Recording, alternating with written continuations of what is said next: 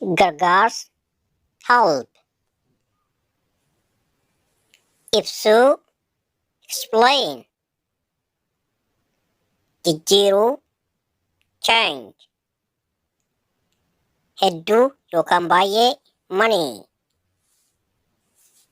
Fayyadamuu, use. Dabaluu, increase. Xiqqeessuu, decrease. Suphuu yookaan sirreessuu, fix. Gammachuu, happy. Gaddu yookaan aaruu, sad. Ciree, breakfast. Laaqan, lunch.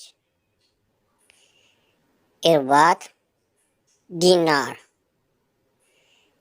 Nyaat, eat. Dhugi, drink. Buna, coffee. Shaayii, tea. Ashaboo, salt. Sukkaar, sugar.